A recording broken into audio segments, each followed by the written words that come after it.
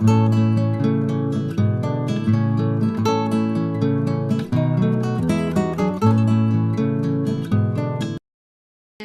हम लोग पढ़ने वाले हैं लेप्रोसी। लेप्रोसी को कुष्ठरोग या कोढ़ भी बोला जाता है, ठीक है। तो इसके बारे में हम डिटेल में पढ़ेंगे। ये सर्जरी का काफ़ी इंपॉर्टेंट टॉपिक है, एग्ज़ाम में पूछा जाता है, तो ध्यान से समझिएगा, ठीक है। हम लोग शुरू करते हैं। लेप्रोसी, लेप्रोसी क्या है? लेप्रोसी मतलब स्किन की डिसीज़ है जो सरफेस पे हो जाती है और म्यूकस मेम्ब्रेन को भी अफेक्ट करती है, और ये सीवियर, बहुत जब सीवियर हो जाती है तब डिटेक्ट होती है, इसलिए ये थोड़ी प्रॉब्लमेटिक होती है क्योंकि इसका जो इंक्यूबेशन पीरियड है वो बहुत लंबा होता है, ठीक है। Leprosy also known as Hansen disease, क्योंकि हैंसन ने इसे डिस्कवर किया था, इसलिए इसे हैंसन डिसीज़ भी कहते हैं। Leprosy is an infection caused by the slow growing bacteria. Bacteria का नाम क्या है? Mycobacterium leprae. The disease can affect the nerves, skin, eyes and mucus lining of the nose. तो जो कूल टेम्परेचर होता है, जहाँ पे अदर पोर्शन बॉडी के अलावा जहाँ थोड़ा नॉर्मल होता है टेम्परेचर, थोड़ा अदर से ज़्यादा कम होता है, वहाँ पर लेप्रोसी अफेक्ट करती है। मीन्स कूल टेम्परेचर जहाँ जहाँ होता है, यानी कि वो ऑर्गन ज़्यादा अफेक्ट होते हैं जो थोड़े ठंडे रहते हैं, ठीक है। एटियोलॉजी मीन्स कॉज क्या होगा? कॉजेटिव ऑर्गेनिज्म तो बैक्टीरिया है जिसका नाम क्या है? Mycobacterium leprae. इसमें माइकोलिक एसिड प्रेजेंट होता है इसकी सेल वॉल में बैक्टीरिया की, ठीक है। तो bacteria can not be cultured any medium. ये क्या होता है? ऑब्लिगेट पैरासाइट होता है, ये कहीं और सर्वाइव नहीं कर सकता, ठीक है। Also known as acid fast bacillus, क्योंकि ये एसिड, जो एसिड स्टेन होता है उससे ये स्टेन नहीं होता, उसको रेजिस्ट करता है, इसलिए इसे एसिड फास्ट बेसिली के नाम से भी जाना जाता है। They resist acid stain during the Ziehl Neelsen staining. Ziehl Neelsen staining देख लेते हैं। इसमें क्या लेते हैं? केमिकल जो होता है कार्बोफिशिन, जो कि पिंक होता है, और ये बैक्टीरिया इससे स्टेन हो जाते हैं। उसके बाद अगर उन्हें एसिड से वॉश करेंगे, यानी कि ब्लू कलर का एसिड होगा, जो भी केमिकल लेंगे वहाँ पर एसिड से वॉश करेंगे, तो बैक्टीरिया जो होंगे वो ब्लू नहीं होंगे। बैक्टीरिया जो होंगे वो ब्लू नहीं होंगे, यानी कि वो अपना कलर चेंज नहीं करेंगे, वो रजिस्ट करते हैं डीकलराइजेशन को। यही क्या होता है? जील नील्सन स्टेनिंग कहलाता है। तो रिजल्ट क्या होगा? बैक्टीरिया पिंक रहेंगे और जो अगर कुछ और प्रेजेंट होगा तो वो ब्लू हो जाएगा। इसी को क्या कहते हैं? जील नील्सन स्टेनिंग। और इसीलिए इसे क्या कहा जाता है? एसिड फास्ट बैक्टीरिया, ठीक है। Mycobacterium leprae grow at cool temperature, यानी कि 27 to 33 डिग्री सी में ये ग्रो करता है। So it affect coolest part of the body. Most common skin, eyes, nasal, mucus membrane और रेस्पिरेटरी ट्रैक्ट को ये अफेक्ट करता है। मोड ऑफ ट्रांसमिशन क्या होगा? कैसे ट्रांसफ़र होगा? एक तो ओरोनेजल रूट से ट्रांसफ़र होगा, और दूसरा जो इन्फेक्टेड पर्सन है उसकी स्किन लीजन्स के कांटेक्ट में अगर कोई और पर्सन आएगा तो वो अफेक्ट हो जाएगा। तो transmitted by the oronasal route and skin lesion of the infected patient. Incubation period 2 to 7 year का होता है, क्योंकि ये बहुत ज़्यादा ही देर में रेप्लिकेट होता है, यानी कि 12 से 13 दिन में ये मल्टीप्लाई हो पाता है। कार्डिनल साइन ऑफ लेप्रोसी क्या क्या होंगे? 3 कार्डिनल साइन हैं जो इम्पोर्टेंट हैं। एक तो हाइपोपिगमेंटेशन है, ठीक है। हाइपोपिगमेंटेड और erythematous skin lesions with the definite loss of sensation, यानी कि हाइपो एनेस्थीसिया और हाइपोपिगमेंटेड स्किन देखने को मिलेगी। Involvement of the peripheral nerve as demonstrated by the definitive thickening, यानी कि पेरिफेरल नर्व इन्वॉल्व होंगी, उनका जो सेंसेशन रिसीविंग पावर है वो इम्पेयरमेंट हो जाएगा, यानी कि सेंसेशन ख़त्म होने लगेगा, और जो नर्व है वो थिक होने लगेंगी, ठीक है। स्किन स्मेयर लेंगे तो वो पॉजिटिव आएगा एसिड फास्ट बेसिली के लिए। लेकिन अभी हम लोग देखेंगे 2 टाइप, जिसमें से एक में स्किन स्मेयर पॉजिटिव नहीं आएगा, ठीक है। हम लोग देखते हैं क्लासिफिकेशन WHO के अकॉर्डिंग। यहाँ पर हम लोग 2 क्लासिफिकेशन पढ़ेंगे। तो यहाँ पर हम जो पहला क्लासिफिकेशन देख रहे हैं वो WHO नहीं कि वर्ल्ड हेल्थ ऑर्गेनाइजेशन के अकॉर्डिंग क्या क्लासिफिकेशन है उसमें देखते हैं। तो उसके अकॉर्डिंग 2 टाइप की लेप्रोसी होती है। एक होता है मल्टीबैसिलरी, वो कहता है पॉसीबैसिलरी। पॉसीबैसिलरी में क्या होता है? स्किन स्मेयर जो होता है वो पॉजिटिव नहीं आता, यहाँ पे बैक्टीरिया की प्रेजेंट डिटेक्ट नहीं होती है स्किन स्मेयर में, यहाँ पर डिटेक्ट होती है। यहाँ पर एक से 5 तक स्किन लीजन्स देखने को मिलेंगे, यहाँ मोर देन 5 स्किन लीजन्स देखने को मिलते हैं, ठीक है। यहाँ पर थोड़ा देख लेते हैं पॉसीबैसिलरी क्या होता है और मल्टीबैसिलरी।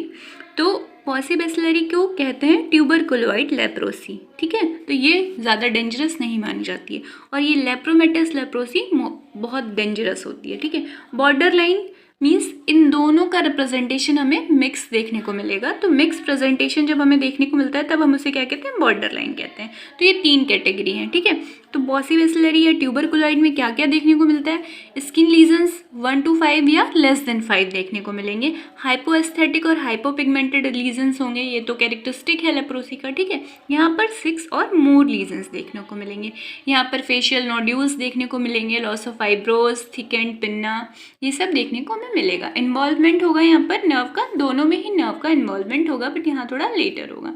Well defined and dry lesions होंगे। नर्व इन्वॉल्वमेंट अगर early leading to enlarged peripheral nerves और न्यूरोपैथिक पेन देखने को मिलेगा। रिडल जॉपलिंग क्लासिफिकेशन देखते हैं अब हम, जो बहुत इंपॉर्टेंट है लेप्रोसी के क्लासिफिकेशन में, और ये आपको एग्जाम में लिखना भी होगा, ठीक है। तो इसके अकॉर्डिंग 5 टाइप पढ़ेंगे हम लोग लेप्रोसी के। ये क्लासिफिकेशन बेस्ड है इम्यून रिस्पॉन्स पे। तो अगर इम्यून रिस्पॉन्स स्ट्रॉन्ग है, स्ट्रॉन्ग सेल मीडिएट है, तो प्योर ट्यूबरकुलोइड हो सकता है, और डिफिशियंट है तो प्योर लेप्रोमेटस होगा। और अगर इन दोनों के अलावा कुछ है, वेरी कर रहा है, तो बॉर्डर लाइन होगा, ठीक है। क्लिनिकल प्रेजेंटेशन, अब अगर प्योर ट्यूबरकुलोइड है तो क्या कहेंगे, टीटी, इसे क्या कहेंगे, पोलर ट्यूबरकुलोइड लेप्रोसी, ठीक है। बट अगर प्योर ट्यूबरकुलोइड के साथ बॉर्डर लाइन प्योर ट्यूबरकुलोइड की तरफ जा रही है तो बॉर्डर लाइन ट्यूबरकुलोइड होगा, और इसे ये दोनों कैटेगरी किसमें आएंगी, पॉसिबेसिलरी में आएंगी, ठीक है। और अगर यहाँ पर क्या है, प्योर लेप्रोमेटस है तो एलएल यानी कि पोलर लेप्रोमेटस होगा, और अगर ये बॉर्डर लाइन लेप्रोमेटस की तरफ जा रही होगी तो बॉर्डर लाइन लेप्रोमेटस होगा, ठीक है। और अगर सिर्फ बॉर्डर लाइन है तो मिड बॉर्डर लाइन कहेंगे इसे, और ये तीनों जो हैं वो लेप्रोमेटस कंडीशंस में आती हैं, यानी कि मिड बॉर्डर लाइन लेप्रोमेटस और पोलर लेप्रोमेटस की कंडीशन में आती हैं WHO के अकॉर्डिंग ये जो है, ठीक है।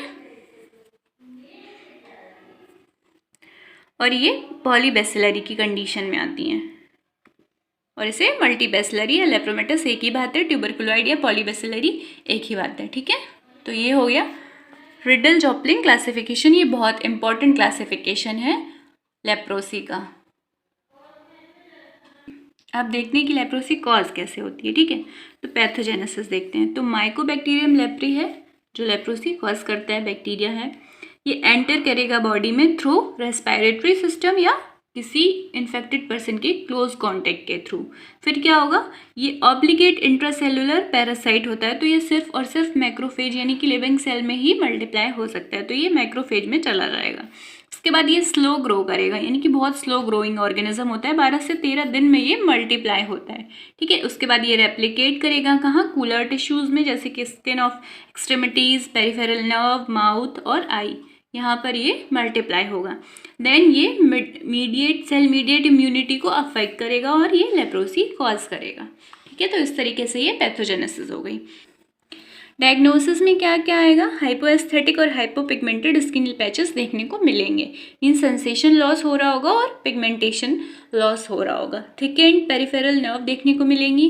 स्किन लेसन की बायोप्सी करा सकते हैं, presence of acid fast bacilli in skin biopsy, जो स्किन स्मीयर टेस्ट होगा वहाँ पर ये पॉजिटिव आएगा, और लेप्टोमेन टेस्ट कराया जा सकता है। ये क्या है, डायग्नोसिस है लेप्रोसी की। अब आते हैं क्लिनिकल फीचर में। तो हाइपोपिगमेंटेड और हाइपोएनेस्थेटिक तो फिक्स है लेप्रोसी में, कहीं भी कुछ अगर आपको याद नहीं है तो वो क्या, हाइपोपिगमेंटेड एरिया और हाइपोएस्थेटिक पैचेस हमें देखने को मिलने ही वाले हैं। लैग ऑफ थैलेमस क्या होता है, यहाँ पर वो अपनी आई को कम्प्लीटली क्लोज नहीं कर पाते, उनकी जो आईलेट क्लोज करने की एबिलिटी है वो लूज हो जाती है, तो वो कम्प्लीटली आई को क्लोज नहीं कर पाते हैं, यानी कि lag of thalamus means inability to close eyelid completely. फिर लॉस ऑफ आईब्रोज और आई लैशेस देखने को मिलेगा। स्किन नोड्यूल्स फेस में ज़्यादातर देखने को मिल सकते हैं। ईयर लोब थिकन हो जाएंगे, और क्लॉ हैंडेड फुट ड्रॉप देखने को मिलेगा। सैडल नोज देखने को मिलेगी। ये सारे क्या हैं, क्लिनिकल फीचर हैं लेप्रोसी के, ठीक है। अब ट्रीटमेंट देखते हैं। तो ट्रीटमेंट में क्या होगा, इसमें बहुत सारे ड्रग यूज़ किए जाएंगे। ड्यूरेशन अकॉर्डिंग टू लेप्रोसी की कौन सी लेप्रोसी हुई है उसके अकॉर्डिंग जो है ट्रीटमेंट का ड्यूरेशन होता है। तो यहाँ पर टाइप ऑफ लेप्रोसी में अगर पॉसिबेसिलरी है तो मंथली चलेगा ट्रीटमेंट, और डेली बेसिस पे चलेगा 6 मंथ तक, ठीक है। मंथली रेफाम्पिसिन देंगे 600 मिलीग्राम, टॉप्सोन देंगे 100 मिलीग्राम 6 मंथ तक ये चलेगा, ठीक है। ये डेली डोज है और ये मंथली डोज है।